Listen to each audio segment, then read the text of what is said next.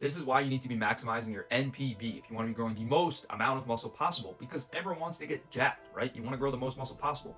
So you need to pay attention to NPB. What is this? This is net protein balance. Our muscles are stupid. They are doing one of two things at all times.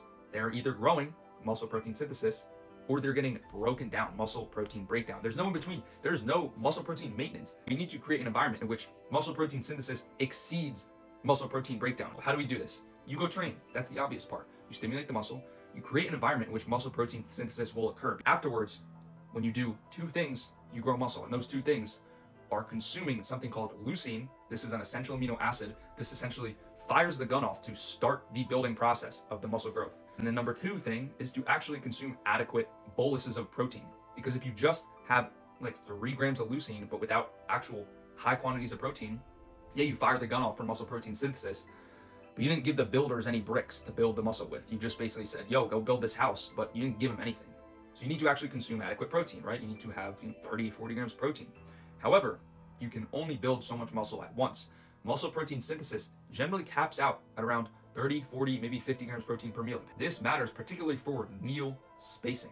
Let's say your protein requirements are 150 grams protein per day. You have that full 150 grams of protein all in one sitting. Maybe like 70 grams protein get used for muscle protein synthesis. But what happens to the other 80 grams? It's just going to use as carbs. What if instead we split that 150 grams up into 3 meals, each with 50 grams of protein?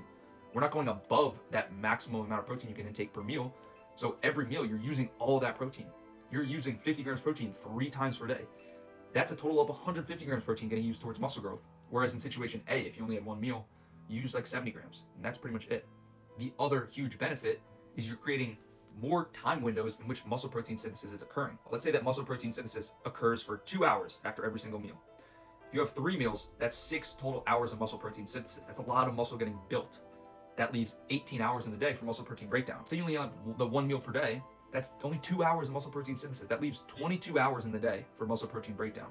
Yes, the muscle protein synthesis from that 1 meal is going to be a lot because you're consuming a lot of protein, but there's so much muscle protein breakdown occurring throughout the rest of the day when you're basically fasting to where you're less likely to have a favorable balance. This is why you need to take into account meal spacing and make sure that every single meal you have that has protein has complete protein that includes leucine.